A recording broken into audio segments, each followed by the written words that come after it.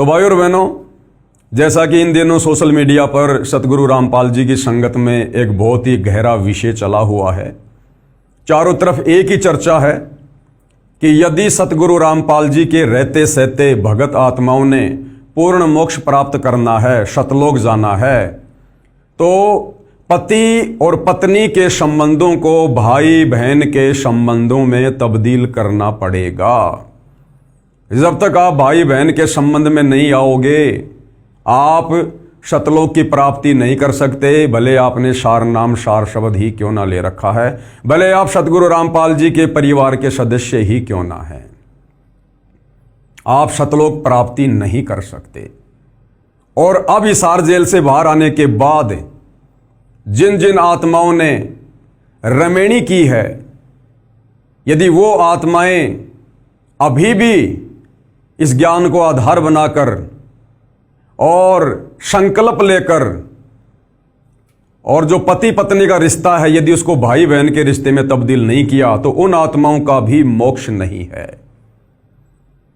ये बातें भाई और बहनों सुनने में थोड़ा अजीब लग रही होंगी, और ये अजीब उन्हीं को लगेंगी जिन्होंने केवल दिन रात सतगुरु रामपाल जी का प्रचार किया है, जिन्होंने दिन रात सतगुरु रामपाल जी के द्वारा लिखी पुस्तकों का प्रचार किया है, लेकिन उन नादानों ने उन पुस्तकों को कभी ढंग से पढ़ा नहीं है, उन सत्संगों के निष्कर्ष तक वो कभी पहुंचे नहीं हैं। ये उन्हीं को अटपटा लगेगा। अन्यथा जो बातें मैं पवन दास आप जियों को लाइव में कह रहा हूं, ये सारी बातें सतगुरु रामपाल जी ने अपने सत्संगों में, अपनी पुस्तकों में क्लियर कर रखी है। और दूसरा, सतगुरु रामपाल जी की संगत में आज वर्तमान 2026 तक 90% वो भाई बहन जो शादीशुदा हैं, वो आज भी दुराचारी हैं, व्यभिचारी हैं। भले उनको सार नाम मिल गया हो, भले उनको सार शब्द मिल गया हो, अभी भी वो मोक्ष के अधिकारी नहीं हैं। अभी भी वो दुराचार कर रहे हैं, व्यभिचार कर रहे हैं, गंदा और घटिया वो कर्म कर रहे हैं, जिस कर्म को करने के चलते परमेश्वर भगत से प्रसन्न नहीं बल्कि नाराज होता है। इसलिए कहते हैं तत्व भेद एक न्यारा रे साधु भाई, तत्व भेद एक न्यारा। और समझेगा कोई गुरुमुख प्यारा, गुरुमुख प्यारा। गुरुमुख कौन होगा? जो अपने गुरु से ही प्रेम करेगा, गुरु के अलावा किसी और में परमात्मा नहीं देखेगा, किसी और में भगवान नहीं देखेगा। उसी आत्मा पर परमात्मा दया करते हैं ज्ञान योग खोलने की। फिर उस भगत को सारी बातें स्वतः सूक्ष्म रूप से समझ में आ जाती हैं, और ये भगत फिर ये भी जान लेता है कि जो चीज मुझे मेरे गुरुदेव ने इशारों में समझा दी है, संकेतों में समझा दी है, वो बात अन्य लोगों को समझ में नहीं आने वाली, चाहे मैं कितना ही भोंक लूं, चाहे मैं कितना ही वीडियो बना लूं।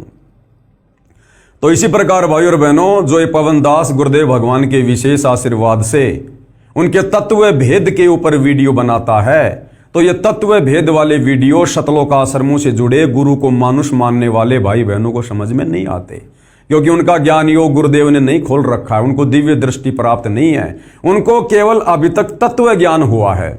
और तत्व ज्ञान क्या है कि ब्रह्मा विष्णु महेश के माता पिता हैं, इनके माँ का नाम दुर्गा है, इनके पिता का नाम काल है, ये नाशवान है, ये है तत्व ज्ञान।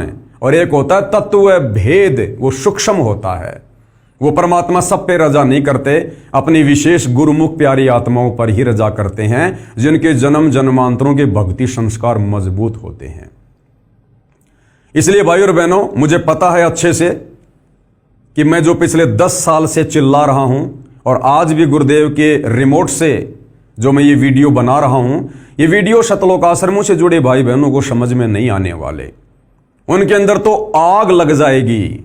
मुझ पवन दास की शक्ल देखते ही बिल्कुल काल प्रेरित हो जाएंगे। उनको नहीं समझ में आएंगी ये बातें। उनको तो मैं उनका दुश्मन नजर आ रहा हूं। अगर मेरे सामने हो तो इसकी गर्दन काट दूं, क्योंकि उनके हृदय में राग द्वेष ईर्ष्या कूड़ा करकट छल कपट निंदा चोरी जारी दुराचार व्यभिचार ये भरा हुआ है। भले उन्होंने सार नाम ले रखा है, सार शब्द ले रखा है, लेकिन फिर भी परमात्मा दास को प्रेरित करके ये वीडियो क्यों बनवा रहे हैं? क्योंकि जिन आत्माओं को गुरुदेव भगवान ने साध संगति से जोड़कर सतलोक के लिए सेलेक्ट कर लिया है, और जिन आत्माओं की साध संगति में ट्रेनिंग चल रही है उन आत्माओं को और अधिक दृढ़ता देने के लिए। क्योंकि जो जो समय आगे बढ़ रहा है, इस समय काल प्रभाव बहुत ज्यादा होगा देश दुनिया पर, संगत पर, और तीनों गुणों का वॉल्यूम, रजगुण, सतगुण, तमगुण का, यह काल बिल्कुल फुल कर देगा। और परमात्मा चाहते हैं कि जिन आत्माओं को मैंने सतलोक के लिए सेलेक्ट करके मेरे यथार्थ 13वें पंथ साध संगति से जोड़ दिया है, उन आत्माओं पर इस वॉल्यूम का ज्यादा असर ना हो। इसलिए परमेश्वर बीच में रह रहकर इस प्रकार के वीडियो, इस प्रकार के टॉपिक छिड़वाते रहते हैं, ताकि साध संगति से जुड़े भाई बहन सजग रहें और दृढ़ रहें और अपने गुरु वचन पर अटल रहें। तो भाइयों और बहनों, अब हम आगे बढ़ते हैं। यहां पर आप जी स्क्रीन पर देख रहे हो क्या लिखा हुआ है। मेरी संगत में अभी भी 2026 तक 90% स्त्री पुरुष पूरी तरह से दुराचार व व्यभिचार में लिप्त हैं। सतगुरु रामपाल जी की शतलोक आश्रमों से जुड़ी हुई 90% संगत, जिसको प्रथम नाम, शार नाम, शतनाम, शार शब्द, जो भी कुछ मिला हुआ है, वो संगत अभी भी दुराचार में लिप्त है, अभी भी व्यभिचार में लिप्त है। और ये बात मैं पवनदास नहीं कह रहा, मैं अपनी मर्जी से कुछ नहीं बोलता, ध्यान रखना। ना 10 साल में मैंने कभी बोला है, मैं वही बोलता हूं जो मेरे गुरुदेव भगवान ने बोल रखा है या अपनी पुस्तकों में लिख रखा है। तो आज सतगुरु रामपाल जी के द्वारा लिखी गई पुस्तकों से आपको प्रमाणित करूंगा, साबित करूंगा, जिन पुस्तकों को यह संगत दिन रात बांटती रहती है। उन्हीं पुस्तकों में सतगुरु रामपाल जी ने कह रखा है कि अभी भी 2026 तक यह संगत पूरी तरह से दुराचार और व्यभिचार में लिप्त है। ये भक्ति के निकट भी नहीं है, मोक्ष और शतलोक तो बहुत दूर की बात है।